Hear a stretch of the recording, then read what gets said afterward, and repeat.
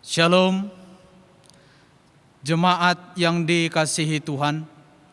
Sebelum kita memasuki persekutuan kita dengan Tuhan pada ibadah minggu kita hari ini, marilah kita persiapkan hati dan pikiran kita. Marilah kita berdoa dalam hati kita masing-masing. Kita berdoa.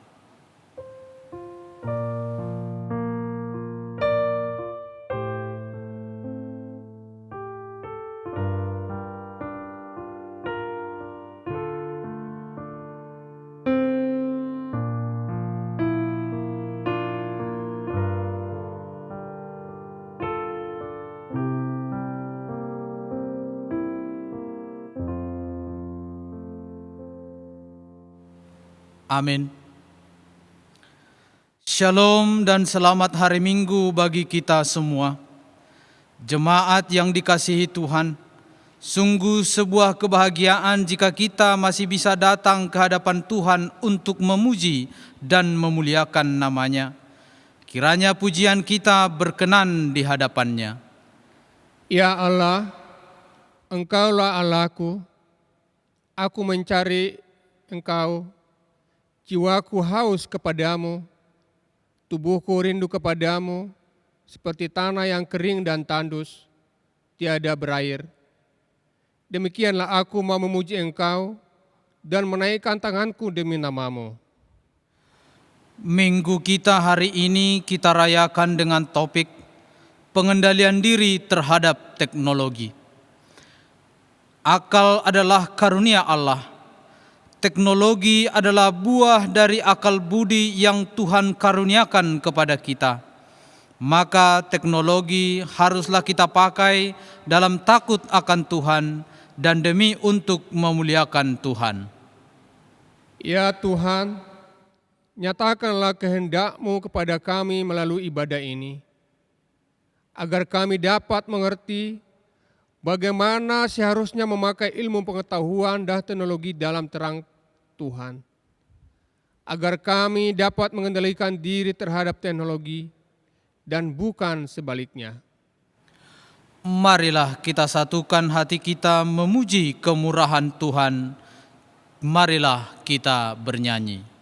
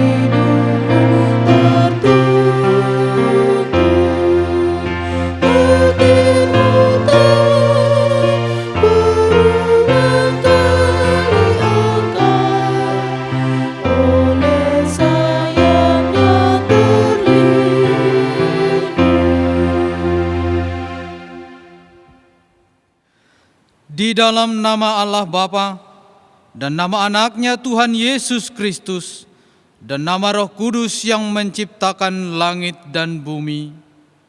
Amin. Demikianlah firman Tuhan Yesus. Berbahagialah orang yang lapar dan haus akan kebenaran, karena mereka akan dipuaskan. Berbahagialah orang yang suci hatinya, karena mereka akan melihat Allah. Haleluya.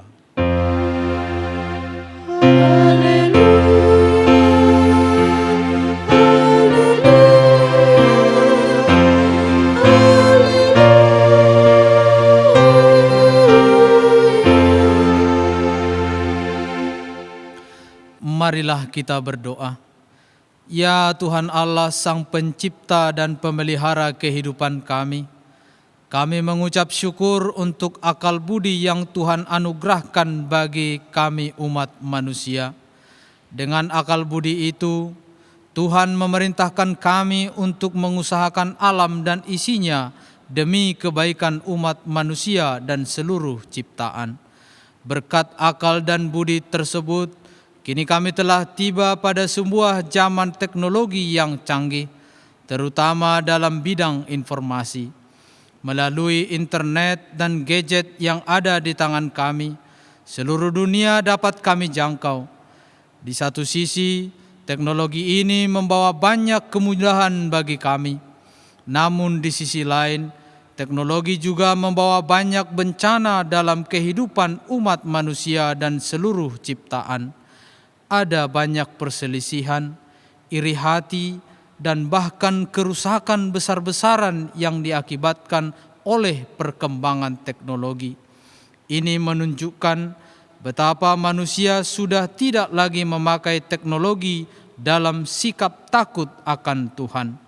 Untuk itu kami memohon kiranya Tuhan berkenan hadir dalam ibadah ini dan berbicara kepada kami, agar akal dan budi kami dicerahkan, sehingga kami dapat mengendalikan diri dalam memakai teknologi.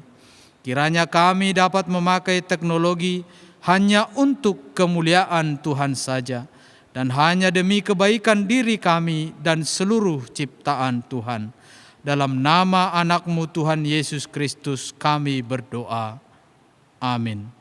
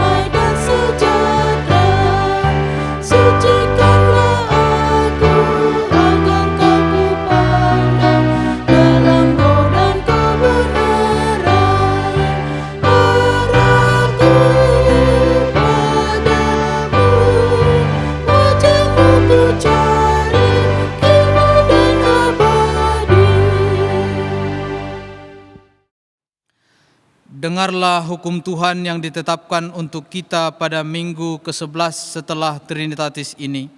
Tertulis dalam Amsal pasal 16 ayat 32. Demikian hukum Tuhan. Orang yang sabar melebihi seorang pahlawan. Orang yang menguasai dirinya melebihi orang yang merebut kota. Demikianlah hukum Tuhan. Marilah kita bersama-sama memohon kekuatan dari Tuhan untuk melakukan yang sesuai dengan hukum-Nya. Ya Tuhan Allah, kuatkanlah kami untuk melakukan yang sesuai dengan hukum-Mu. Amin.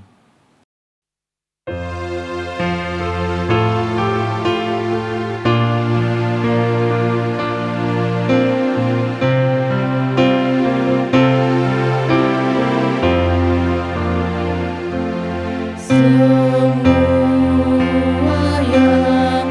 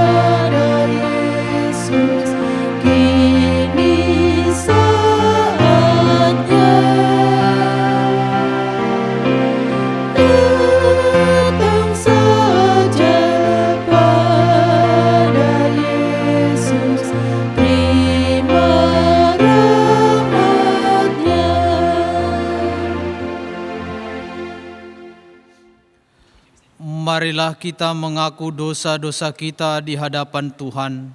Marilah kita berdoa. Ya Allah kami, syukur kami panjatkan kepadamu atas kemajuan ilmu pengetahuan dan teknologi seperti yang kami rasakan saat ini. Namun kemajuan tersebut seperti pedang bermata dua bagi kami. Di satu sisi, ada banyak kemudahan yang kami rasakan.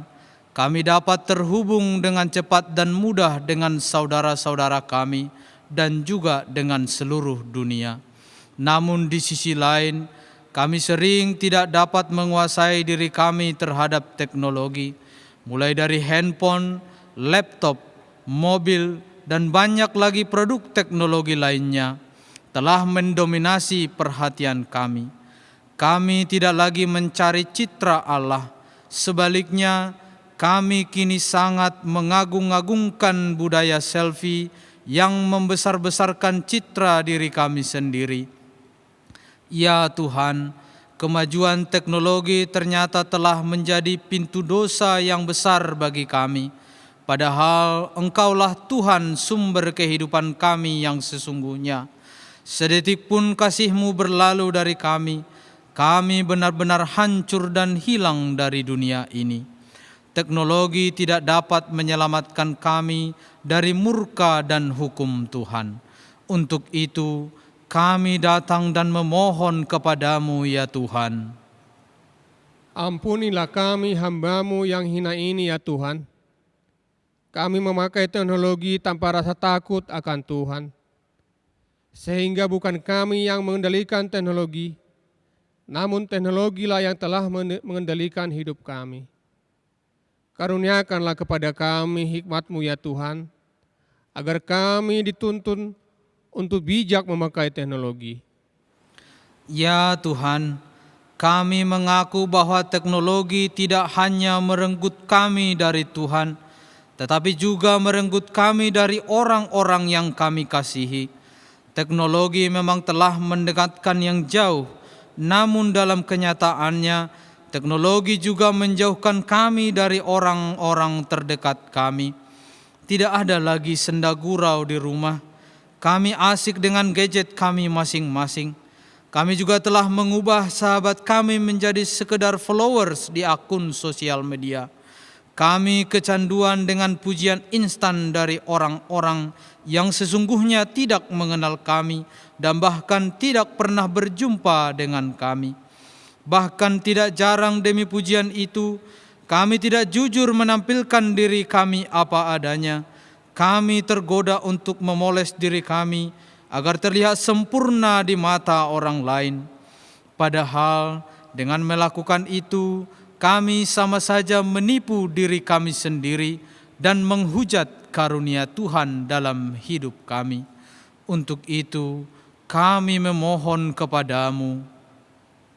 Ampunilah kami ya Tuhan, yang telah terjebak pada budaya sosial di dunia maya, yang sesungguhnya membuat hidup kami kosong dan hampa.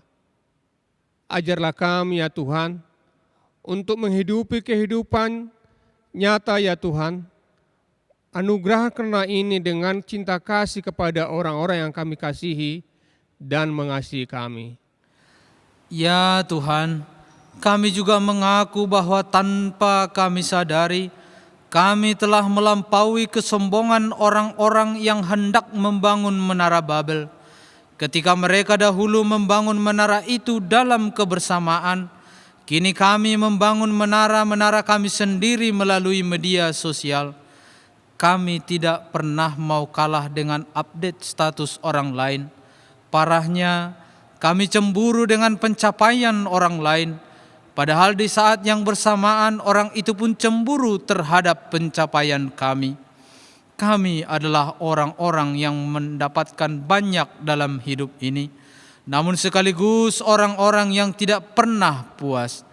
Kami benar-benar lelah dengan keadaan kami saat ini.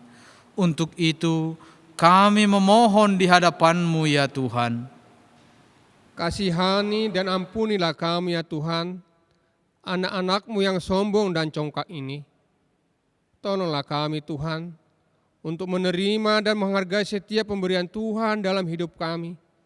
Dan jauhkanlah dari kami hasrat untuk melebihi dan menguasai orang lain.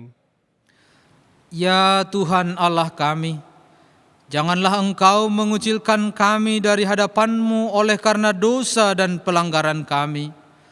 Ya Tuhan, firman-Mu berkata, Engkau tidak menginginkan kematian orang fasik, melainkan Engkau menginginkan pertobatannya agar dia selamat.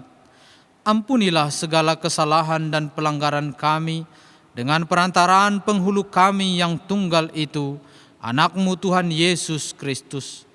Tetapkanlah anugerah-Mu bagi kami dengan perantaraan kesaksian dan kuasa Roh Kudus, supaya kami terhibur dan datang memanggil Engkau. Janganlah biarkan kami berjalan sendiri memakai kemajuan teknologi ini. Dampingi dan tuntunlah kami ya Tuhan, agar kami dapat memakai kemajuan teknologi ini menjadi kemuliaan bagi nama-Mu yang kudus itu. Amin.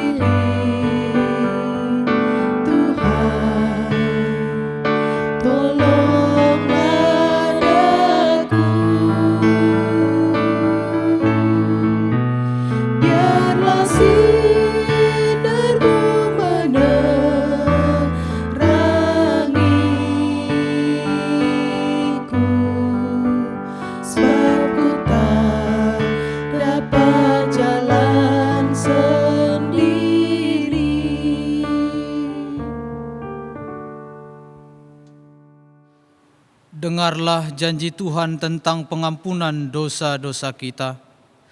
Namun jika seorang berbuat dosa, Kita mempunyai seorang pengantara pada Bapa, yaitu Yesus Kristus yang adil, dan Ia adalah pendamaian untuk segala dosa kita, dan bukan untuk dosa kita saja, tetapi juga untuk dosa seluruh dunia. Kemuliaan bagi Allah di tempat yang maha tinggi. Amin.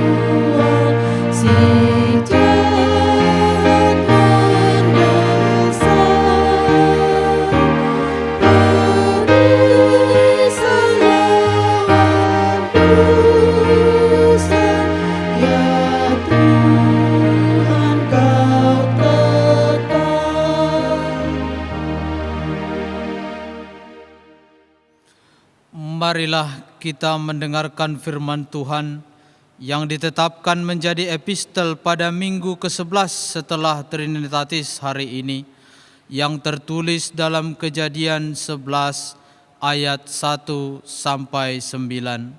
Demikian firman Tuhan.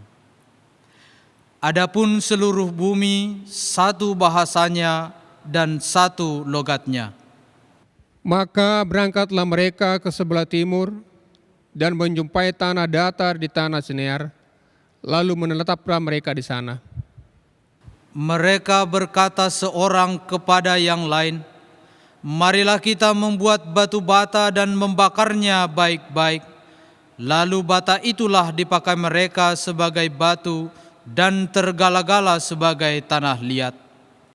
Juga kata mereka, "Marilah kita dirikan bagi kita sebuah kota dengan sebuah menara yang puncaknya sampai ke langit. Dan marilah kita cari nama, supaya kita jangan terserak ke seluruh bumi." Lalu turunlah Tuhan untuk melihat kota dan menara yang didirikan oleh anak-anak manusia itu.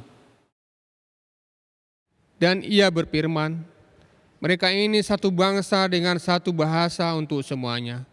Ini barulah permulaan usaha mereka. Mulai dari sekarang apapun juga yang mereka rencanakan, tidak ada yang tidak akan dapat terlaksana."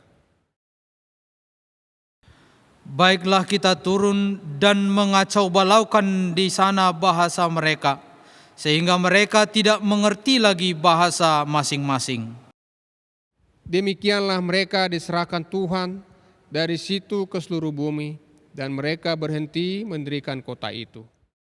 Itulah sebabnya sampai sekarang nama kota itu disebut Babel, karena disitulah dikacau balakan Tuhan bahasa seluruh bumi dan dari situlah mereka diserahkan Tuhan ke seluruh bumi.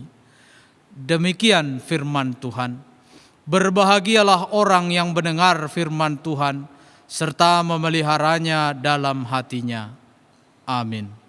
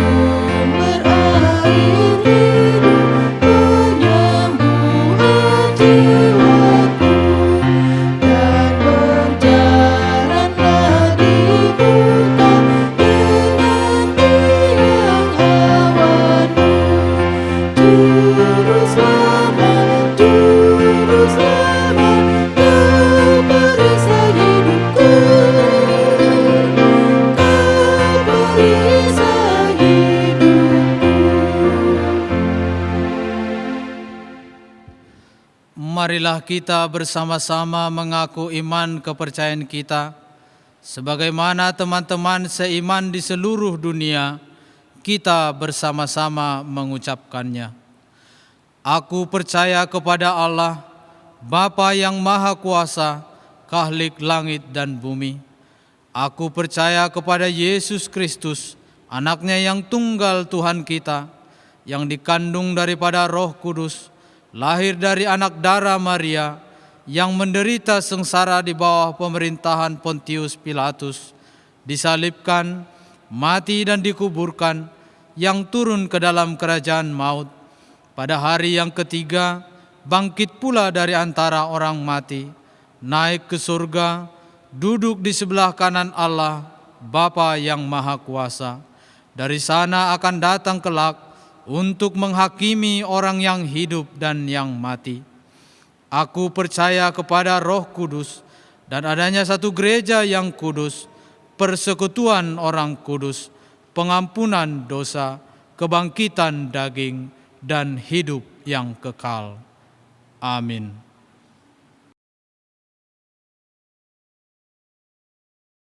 Warta di HKBP Jatimurni, Minggu ke-11 setelah Trinitatis, 23 Agustus 2020. 1. Nama Minggu. Nama Minggu kita hari ini, Minggu ke-11 setelah Trinitatis. Trinitatis artinya ketritunggalan Allah. Topik Minggu kita hari ini, pengendalian diri terhadap teknologi. 2. Berita anak lahir. Pada hari Sabtu tanggal 15 Agustus 2020 yang lalu, Tuhan telah mengurniakan seorang putri kepada keluarga Amang Gunawan Sitorus, Inang Norta Erisa Boru Panjaitan. Alamat Jalan Raya Kampung Pabuaran, Gang Nelis, RT 03 RW 03, Kelurahan Jati Ranggon, Kecamatan Titi Sampurna, Wik Yerusalem. Ibu dan anak dalam keadaan sehat. Mari kita doakan agar anak yang lahir bertumbuh di dalam penyertaan Tuhan dan ibu segera pulih kembali. Amin. 3. Warta perkawinan atau warta kedua.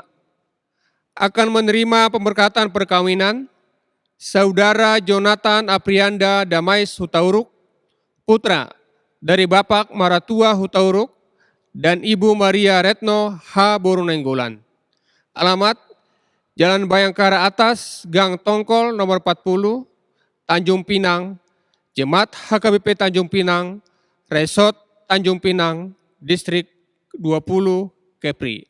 Dengan Saudara Kaseliami Monlaik Hendrika Borumatondang, putri dari Bapak James J. Matondang dan Ibu Trisia Merlin M. Lubantobing, alamat Jalan Raya Kampung Sawah, RT 06, RW 04, nomor 10B, Jemaat HKBP Persiapan Resort Jatimurni, Distrik 19, Bekasi. Pemberkatan perkawinan akan dilaksanakan di HKBP Resort Tanjung Pinang pada hari Sabtu, tanggal 29 Agustus 2020. 4. Pertemuan perdana katekisasi Sidi tahun ajaran 2020-2021. Hari ini, Minggu tanggal 23 Agustus 2020, ada pertemuan pertama katekisasi Sidi tahun ajaran 2020-2021.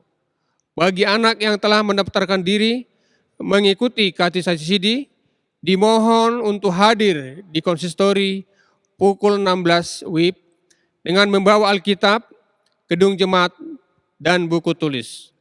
Semua peserta Sidi diminta untuk hadir tepat waktu. 5. Pelantikan fungsionaris gereja dan pengurus seksi.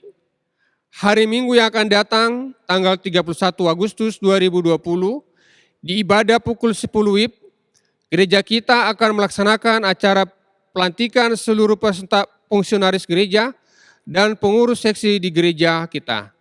Maka, sehubungan dengan cara pelantikan tersebut, pembagian kehadiran di ibadah tidak diatur berdasarkan WIB. Bagi jemaat yang tidak terkait dengan cara pelantikan, disarankan beribadah pukul 7 WIB. Sedangkan jemaat yang terkait dengan acara pelantikan, dimohon untuk beribadah pukul 10 WIB. Terima kasih. 6. Jemaat yang sakit.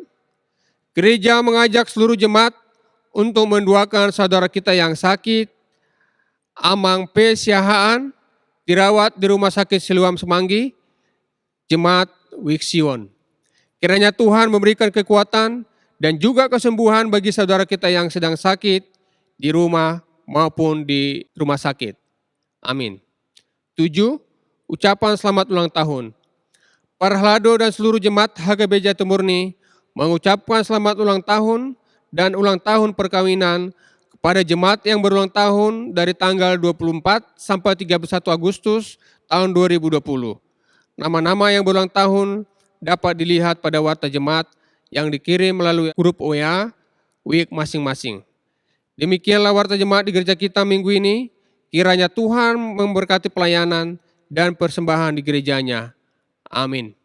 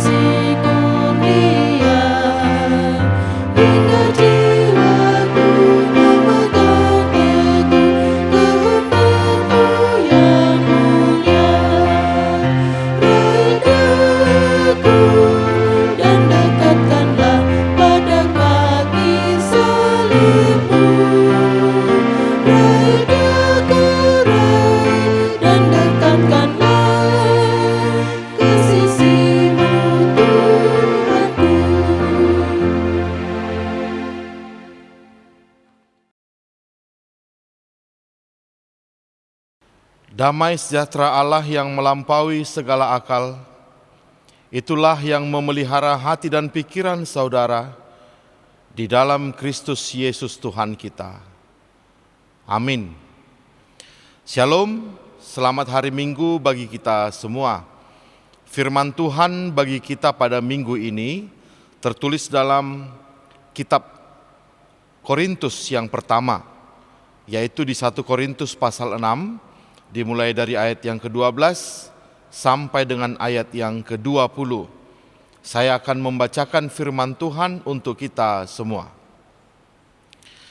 Segala sesuatu halal bagiku, tapi bukan semuanya berguna.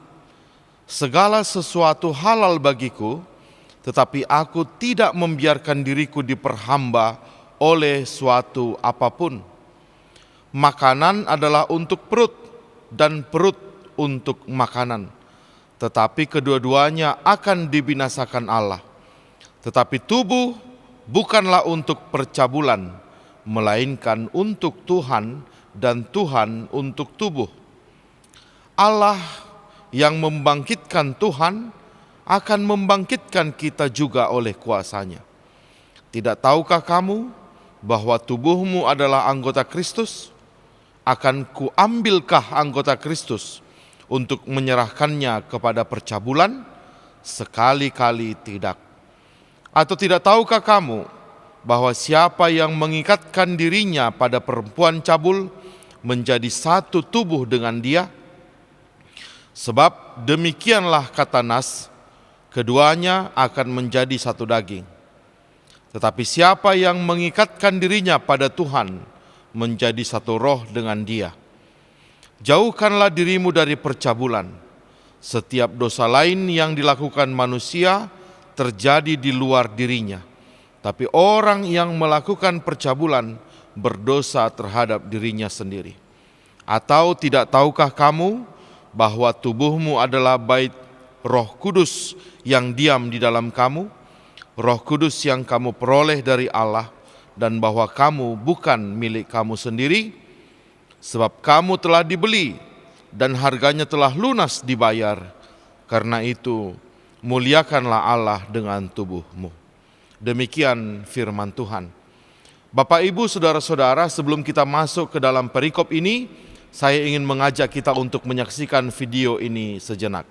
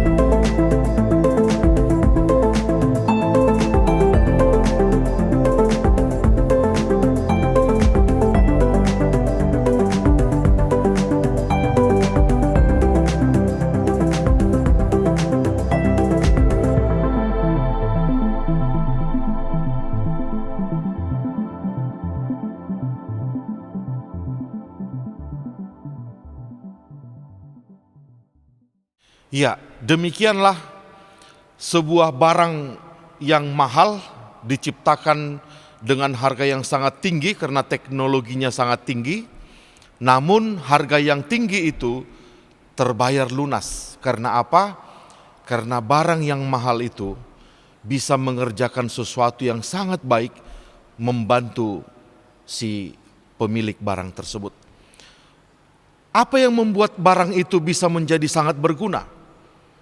Jawabnya adalah karena barang itu memiliki quality control di dalam dirinya, yang membuat dia bisa membedakan mana buah yang bisa dipetik dan mana buah yang tidak atau belum bisa dipetik. Itu yang membuat dia sangat mahal, quality control yang dalam dirinya. Berdasarkan quality control itu, dia bisa bekerja dengan baik. Dan ketika dia bisa bekerja dengan baik, harga mahal tidak menjadi masalah. Nah, apa hubungannya dengan firman ini? Jemaat yang dikasihi Tuhan, firman ini di ayat 20 tadi berkata, sebab kamu telah dibeli dan harganya telah lunas dibayar. Firman Tuhan hari ini mau mengatakan kepada kita, seperti halnya barang mahal tadi, kita juga adalah manusia mahal. Karena apa kita manusia mahal? Sebenarnya bukan karena dalam diri kita sendiri kita mahal, tapi jawabnya adalah karena kita sudah dibeli, ditebus dengan harga yang mahal. Dan sejak kita dibeli, sejak kita ditebus, di ayat 18 tadi dikatakan, atau maaf ayat 19 dikatakan, dalam diri kita ini sudah diinjek Roh Kudus. Dan kita tahu salah satu buah Roh Kudus itu adalah quality control, penguasaan diri, self control. Oleh sebab itu kita telah dibeli, harga kita sangat mahal. Maka harga mahal sebaiknya bisa berpadan dengan kualitasnya juga yang pasti bagus seperti alat tadi. Dan yang membuat kita bisa menjadi bagus adalah karena dalam diri kita, seperti halnya alat tadi, sudah diinjek Roh Kudus, yang salah satu buahnya adalah penguasaan diri. Dengan penguasaan diri itu, kita bisa melakukan hal-hal yang bisa memuliakan Tuhan, yang berguna. Sehingga Tuhan akan mengatakan, tidak sia-sia dia kutebus, tidak sia-sia dia kubeli dengan harga yang mahal. Maka jemaat yang dikasihi Tuhan, firman Tuhan hari ini mengajak kita untuk merenungkan atau menjalani hidup kita dengan memakai self control, penguasaan diri. Memang kalau kita baca perikop kita ini, penguasaan diri itu lebih diarahkan pada hal tentang percabulan, agar kita bisa menguasai diri kita ini, tidak melakukan lagi kegiatan seksual yang tidak memuliakan Tuhan. Tidak semua kegiatan seksual itu berlawanan dengan Tuhan.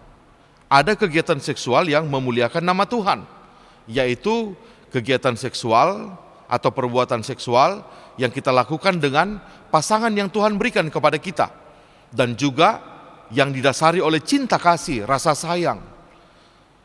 Tapi ada kegiatan seksual yang memang benar-benar tidak memuliakan Tuhan, bahkan mendukakan hati Tuhan, mencemarkan tubuh kita.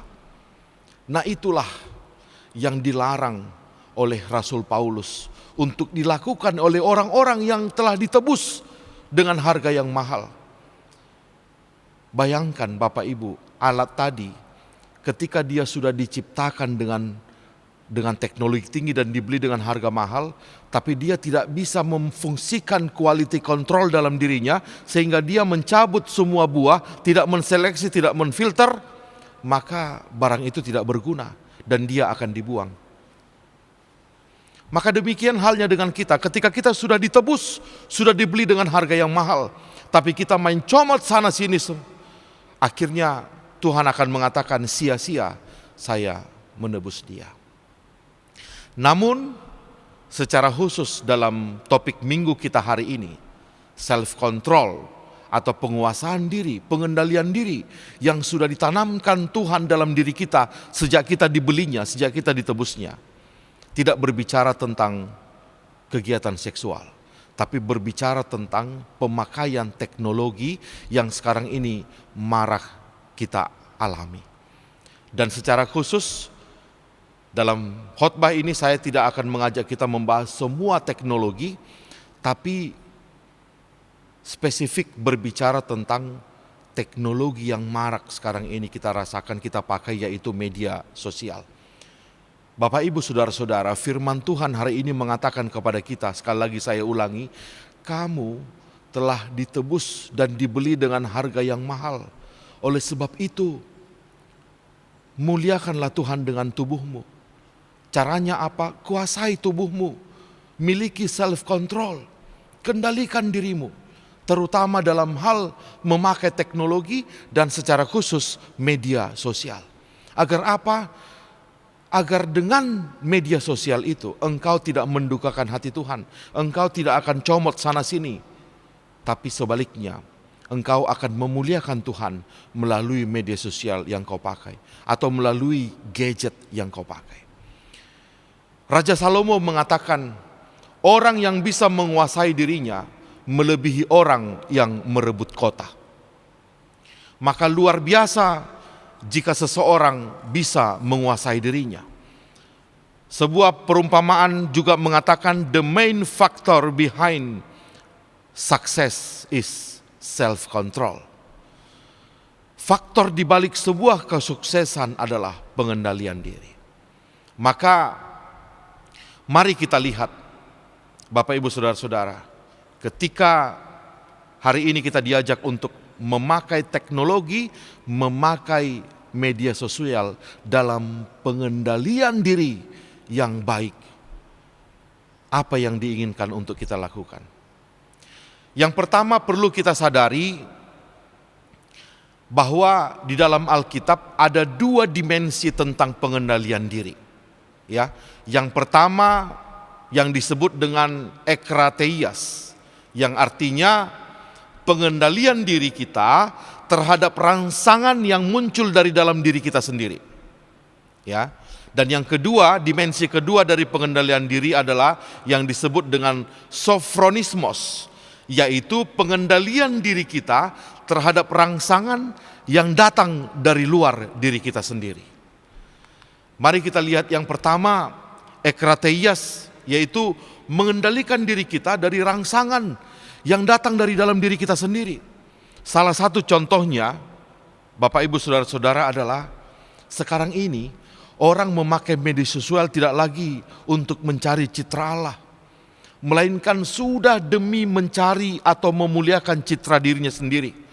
Orang-orang di zaman ini hidup demi selfie, beli barang mewah, pergi liburan sana sini, menghinap di hotel, memesan kamar yang paling tinggi harganya. Untuk apa? Semua dilakukan hanya demi selfie. Akibatnya apa? Lebih besar pasak daripada tiang. Pinjamannya di mana-mana. Kartu kreditnya full dengan utang. Semua sebenarnya tidak bermanfaat. Hanya untuk memunculkan citra diri. Hanya untuk mencari pujian yang instan. Hanya untuk mencari followers. Bahkan demi followers, masalah pribadi pun sekarang diumbar ke media sosial. Bayangkan Bapak Ibu, hal yang seharusnya tersembunyi di rumah, sekarang diumbar ke ruang publik. Untuk apa? Hanya untuk mendapatkan followers, mendapatkan like.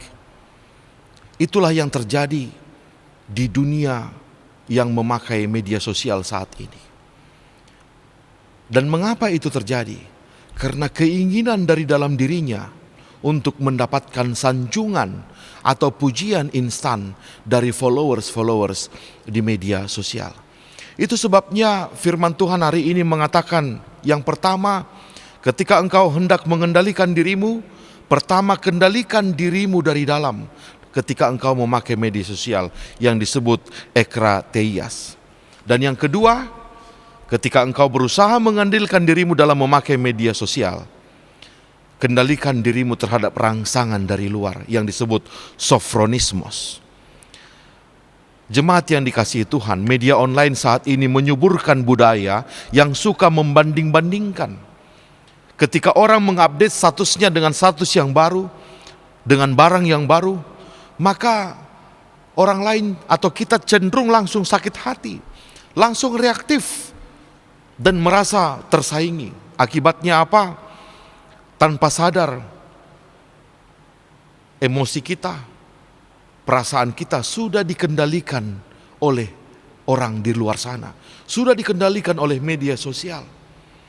Tadi kita masih tertawa, tapi hanya karena orang mengupdate statusnya dan menunjukkan dia telah memakai barang yang baru yang sudah kita impi-impikan, kita menjadi sedih dan kita merasa, wah, dia sudah menyaingi aku, dia telah mendahului aku. Wah, ini tidak benar.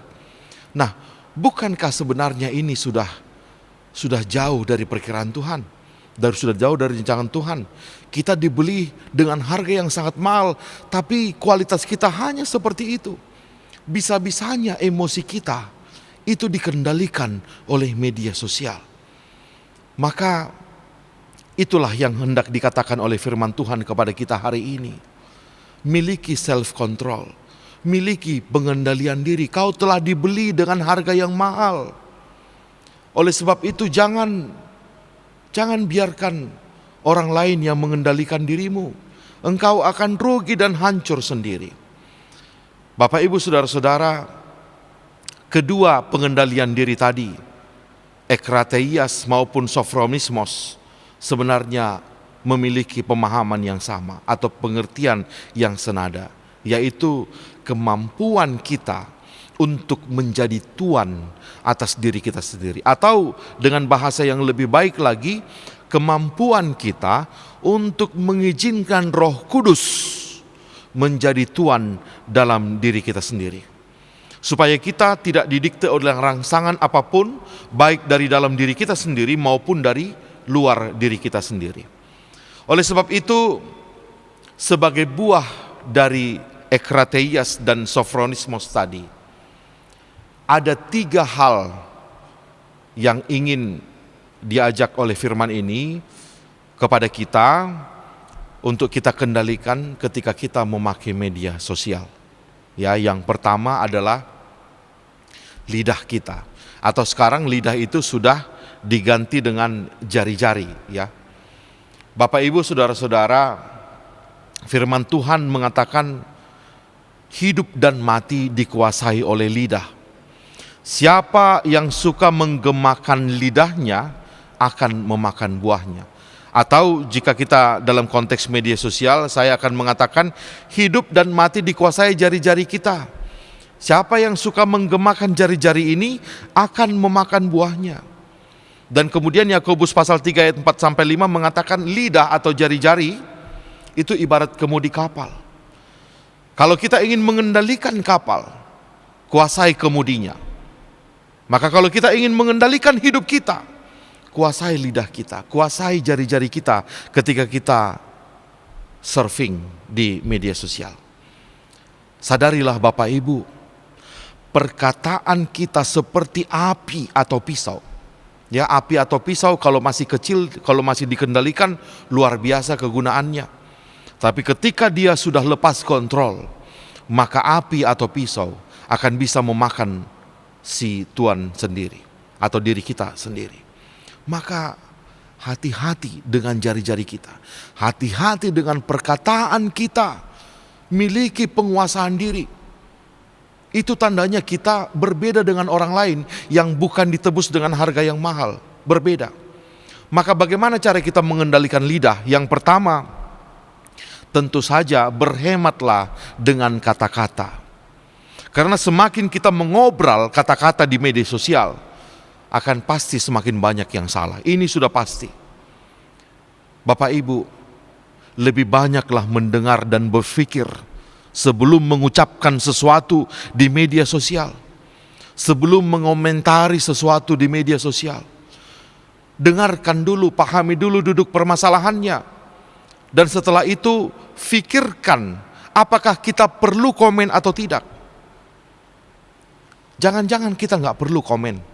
Tapi kalaupun kita komen, pikirkan kata-kata yang akan kita sampaikan.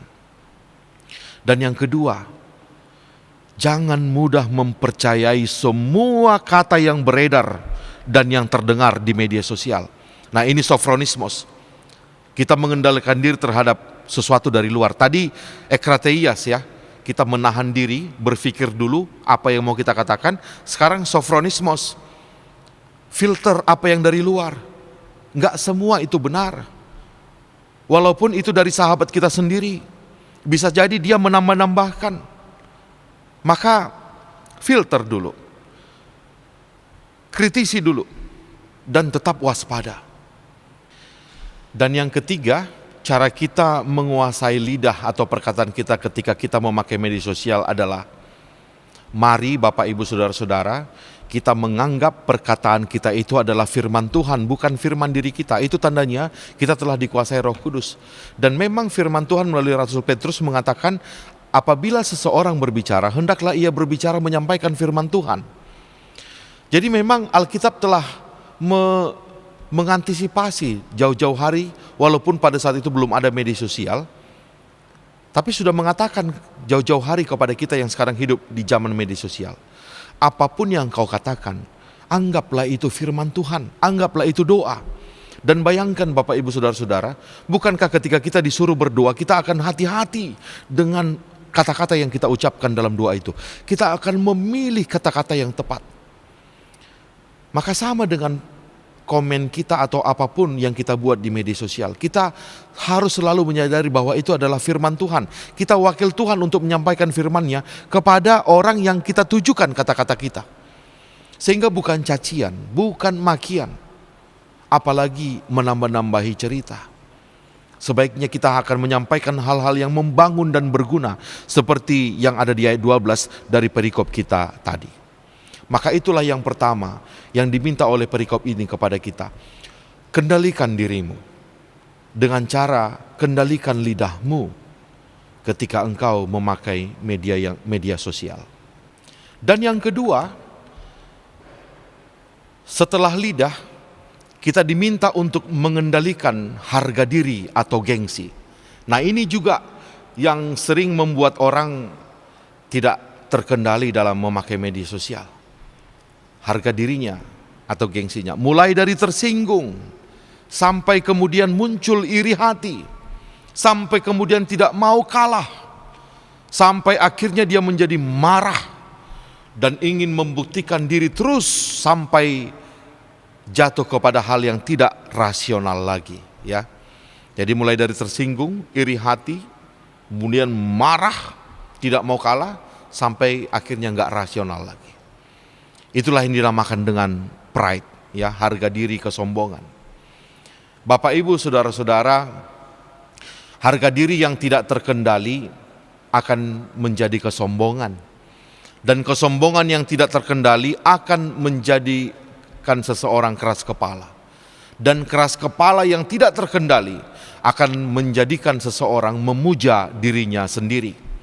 Maka dia tidak lagi sebenarnya percaya sama Tuhan, tapi dia telah percaya pada dirinya sendiri. Tapi itu semua dimulai dari harga diri yang tidak terkendali. Maka ada sebuah pepatah Cina, ya falsafah Cina lebih tepatnya, yang mengatakan, jadilah seperti pohon bambu. Pohon bambu itu batangnya keras sekali, tapi juga lentur sekali.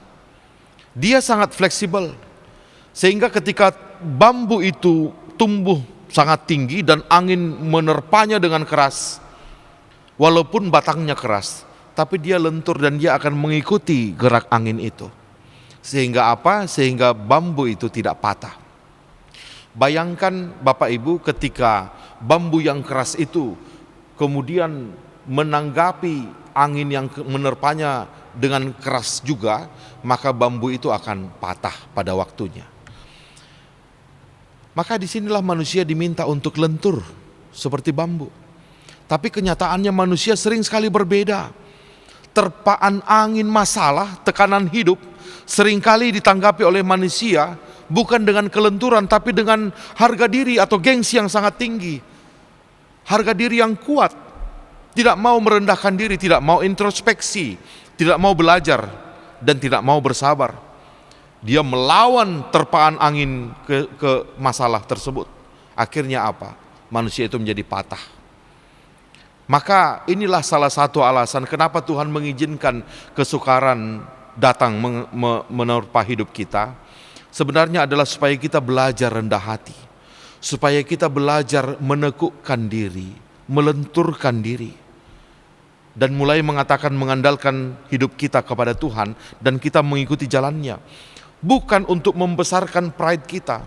Masalah itu diberikan Tuhan kepada kita supaya kita mulai bisa mengecilkan sedikit demi sedikit pride atau harga diri yang sudah terlalu jauh, yang membuat kita buta dan jatuh dalam diri kita sendiri. Makanya Rasul Paulus mengatakan di 2 Korintus, ada duri dalam dagingku, ku minta kepada Tuhan untuk disembuhkan, tapi Tuhan mengatakan sudah cukup karuniamu bagimu. Dan akhirnya Rasul Paulus mengatakan, iya, berarti ketika ku minta Tuhan menyembuhkan penyakitku itu, tapi Tuhan tidak mau, berarti itu tandanya Tuhan menginginkan penyakit itu ada dalam diriku. Supaya apa? Supaya aku tetap ingat Tuhan, supaya aku tidak memegahkan diriku, supaya aku tidak sombong berlebihan. Dan salah satu wujud pride atau wujud gengsi, ya, wujud harga diri yang sering dimunculkan orang dalam ketika mereka memakai media sosial adalah kemarahan. Cepat sekali marah, cepat sekali emosi. Padahal apa yang dirasakan, apa yang kita dapatkan kalau kita marah? Bapak Ibu Saudara-saudara, ada sebuah cerita fabel ya tentang burung bangau yang suka memakan ikan. Ya, ketika sebuah burung bangau akhirnya berhasil mendapatkan ikan dan dia terbang membawa ikan itu, tiba-tiba ada burung yang lain yang teriak-teriak, bangau jelek, bangau jelek, bangau jelek gitu ya. Dia dengarkan, ini kenapa? Kok bilang aku jelek? Gitu. Bangau jelek, bangau jelek, bangau jelek, terus menerus. Wah, mulai dia marah, akhirnya lama-lama dia tidak bisa mengendalikan amarahnya dan dia terbang. Otomatis ikan yang di mulutnya menjadi lepas. Dan ternyata itulah tujuan dari burung lain yang mengejeknya, supaya dia melepaskan ikan itu dan akhirnya ikan itu bisa mereka makan. Tapi bukankah ini sebuah pelajaran penting bagi kita? Orang memancing kemarahan kita di media sosial, yang rugi adalah diri kita sendiri. Maka ketika kita bermedia sosial, mari mengendalikan diri, mari menjaga, jangan kita menghadapi terpaan angin itu dengan harga diri. Mari lenturlah, belajar melenturkan diri, ya. Dan mari kita ingat Tuhan mengizinkan masalah menghinggapi diri kita supaya kita belajar untuk menegukkan diri dan ingat kepadanya. Maka itulah pesan kedua yang diminta dari kita ketika kita memakai media sosial. Dan yang ketiga yang Tuhan inginkan untuk kita lakukan ketika kita memakai media sosial adalah mengendalikan keinginan atau nafsu kita. Ya, keinginan dari dalam diri kita. Nafsu amarah, nafsu kebencian, hasrat seksual, nafsu ingin dipuji yang tidak terkendali. Nah, ini yang saya sebutkan tadi di awal. Orang ketika bermedia sosial sekarang sudah menjadi candu dengan pujian instan. Ya, akhirnya orang-orang seperti ini pada waktunya akan jatuh pada kehancuran. Karena apa? Karena keinginan-keinginan itu ibarat serigala atau monster, ya, bagi dirinya sendiri yang akan mendatangkan bencana bagi dirinya. Zaman media sosial ini semakin berlimpah dengan kejahatan. Sebab apa? Sebab manusia kian dibujuk dengan banyak keinginan. Sementara kesanggupan untuk memenuhi keinginan itu kecil. Sekali lagi saya ulang Bapak Ibu, zaman media sosial ini adalah zaman di mana kita dibujuk dengan banyak sekali keinginan-keinginan.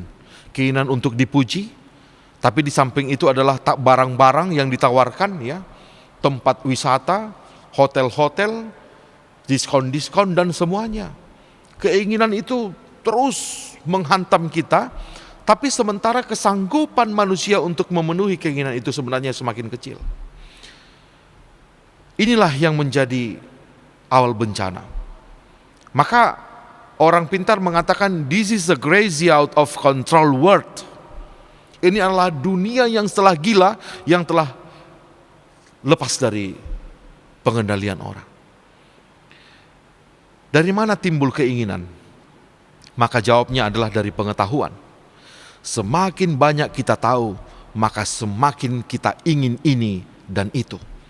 Dan itulah yang ditawarkan oleh media sosial kepada kita. Tadinya kita nggak tahu bahwa di Pulau Jawa, di bagian timur ada tempat wisata ini, bahwa di Lombok ada tempat wisata ini, bahwa di NTT ada lagi tempat wisata ini, atau bahwa ternyata 30 km cuma dari rumah kita ada lagi tempat wisata ini. Tadi kita tidak tahu, tapi karena media sosial kita jadi tahu, maka timbul keinginan. Sementara kita sudah tidak bisa mengkontrol lagi, sudah lebih besar pasak dari tiang, maka hidup kita menjadi masalah. Itu sebabnya orang Baduy, ya, Bapak Ibu Saudara-saudara, baik Baduy dalam maupun Baduy luar, itu menjaga diri mereka dari pengetahuan tentang apapun di dunia ini. Mereka mempersempit informasi itu masuk. Dan akibatnya apa? Hidupnya menjadi lebih bersih, lebih tenang, lebih rukun, dan lebih damai. Orang-orang itu hidup dalam kebersahajaan karena mereka tidak mau banyak tahu. Sementara di dunia luar dan seperti kita sekarang, dunia kita berdarah-darah, penuh dengan bom, penuh dengan kebencian. Karena apa? Karena kita banyak tahu dan selalu ditawarkan dengan informasi yang baru. Kita semakin ingin tahu tentang orang lain. Kita semakin ingin tahu tentang informasi produk baru. HP kita yang tadi kita pikir sudah bagus, sekarang menjadi jelek lagi. Akhirnya keinginan muncul, nafsu kita muncul. Maka disinilah Bapak Ibu Saudara-saudara, firman Tuhan di 2 Petrus 1 ayat 5 mengatakan, kepada pengetahuanmu itu tambahkan pengendalian diri. Tapi kalau kita baca dari awal, bahwa bukan dimulai dari pengetahuan sebenarnya, tapi dimulai dari iman. Di situ Tuhan mengatakan, kepada imanmu tambahkan kebajikan. Jadi sebenarnya Tuhan menciptakannya berpasang-pasangan, ada yang menopang gitu. Kalau cuma dirinya sendiri dia menjadi jelek, ya. Iman berpasangan dengan kebajikan. Kebajikan itu yang menopangnya. Kalau iman saja tanpa memiliki nilai kebajikan, dia akan menjadi orang yang sombong rohani. Maka tanda kita beriman adalah kita memiliki buahnya, yaitu kebajikan, ya. Maka iman harus ditopang dengan kebajikan. Dan kemudian Tuhan mengatakan, kepada kebajikanmu tambahkan pengetahuan. Jadi Tuhan juga tidak ingin kita hanya bajik, hanya baik, tapi bodoh. Kebaikan tanpa pengetahuan itu akan menjadikan kita orang-orang yang bodoh yang akan dimakan oleh dunia ini. Oleh sebab itu kepada kebajikan dipasangkan pengetahuan. Pengetahuan itulah yang akan menopang kebajikan. Dan kemudian kepada pengetahuan dipasangkan pengendalian diri. Nah ini yang berhubungan dengan nats kita hari ini.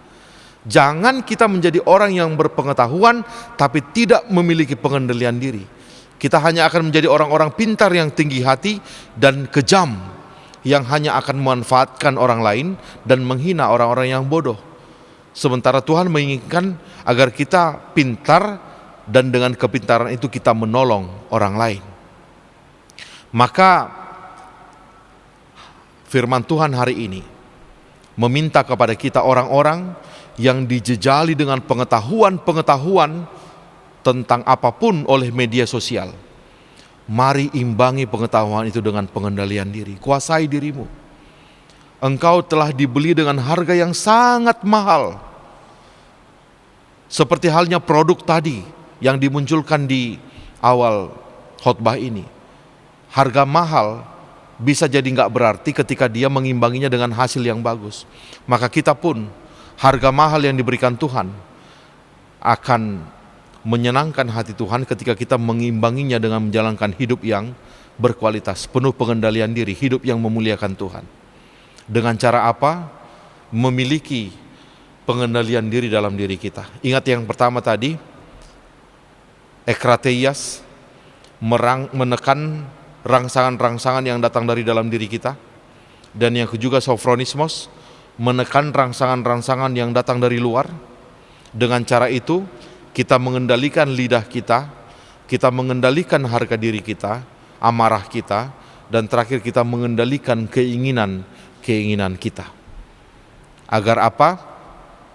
Ketika kita bermedia sosial, kita tidak menambah kerunyaman, kita tidak menambah kebencian, tapi sebaliknya kita justru menghadirkan kesejukan dan kita memberkati orang. Setiap orang yang membaca komen kita akan merasa mendapatkan sesuatu yang berbeda, yang berguna, yang membangun, bukan malah yang mencederai dan menambah keruhnya suasana. Kiranya Tuhan memampukan kita untuk menjadi berkat melalui media sosial. Tuhan memberkati. Amin. Terima kasih Bapa atas firman-Mu yang telah kami terima hari ini. Engkau ajak kami Tuhan sebagai orang-orang yang ditebus dengan harga yang mahal untuk bisa menghadirkan hidup yang berkualitas dengan cara terlebih dahulu mengendalikan diri kami. Dan ini terutama ketika kami memakai media sosial. Biarlah kiranya Tuhan memampukan kami untuk menyampaikan firman Tuhan melalui perkataan kami di media sosial. Apapun yang kami ucapkan dengan lidah kami, biarlah kiranya itu firman dan doa yang meneguhkan orang lain, yang membangun orang lain. Dan biarlah Tuhan kami bisa mengendalikan diri kami terhadap harga diri kami, terhadap nafsu keinginan kami, agar apapun Tuhan, pengetahuan yang kami dapatkan, itu tidak membuat kami ingin memiliki melebihi dari kemampuan kami. Biarlah Tuhan, pengetahuan itu dapat kami saring, dapat kami pakai untuk hal-hal yang berguna, untuk menolong orang lain, bukan untuk menyengsarakan diri kami sendiri. Maka melalui firman ini, kami Tuhan ajak untuk menjadi berkat bagi dunia. Mampukan kami Tuhan, tanpa pertolongan Tuhan, kami tidak akan mampu melakukannya. Terima kasih untuk firman hari ini Bapa. Terpujilah Engkau dalam nama anak-Mu Tuhan Yesus Kristus. Amin.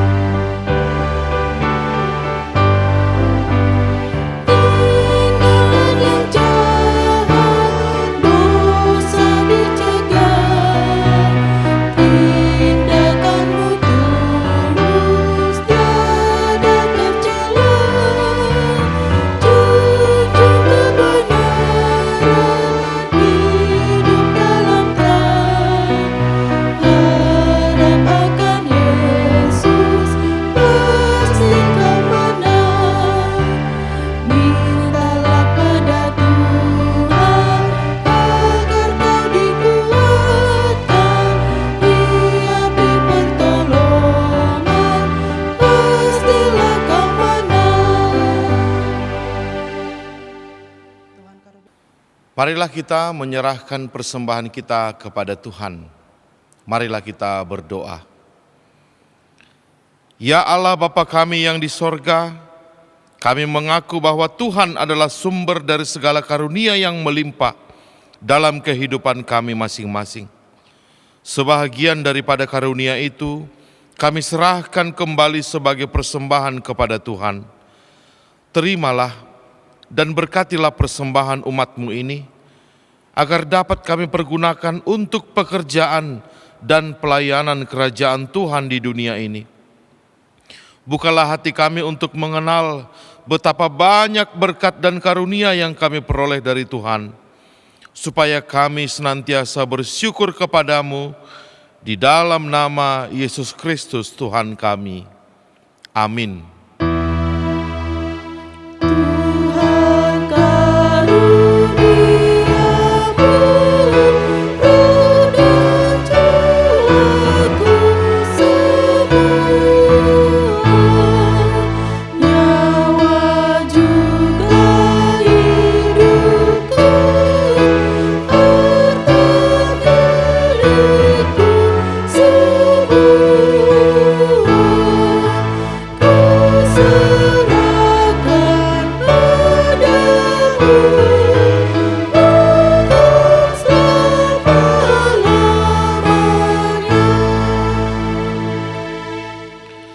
Bapa kami yang di sorga, dikuduskanlah namamu, datanglah kerajaanmu, jadilah kehendak-Mu di bumi seperti di sorga.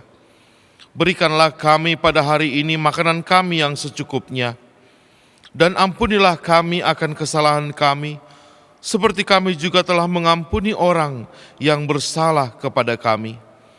Dan janganlah membawa kami ke dalam pencobaan, tetapi lepaskanlah kami daripada yang jahat.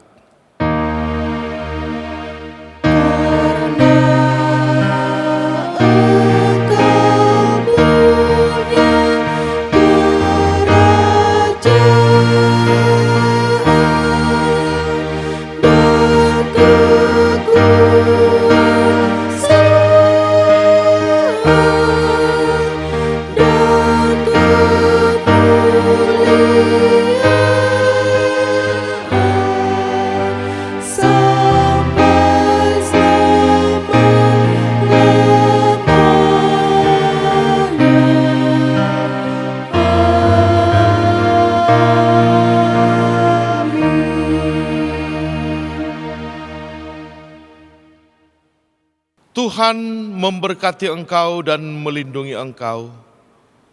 Tuhan menyinari engkau dengan wajah-Nya dan memberi engkau kasih karunia.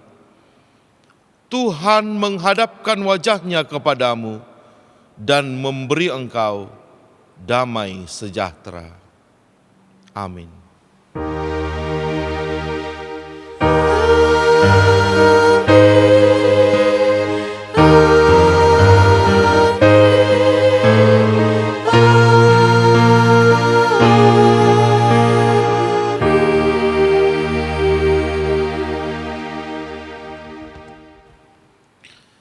Shalom, selamat hari Minggu bagi kita semua.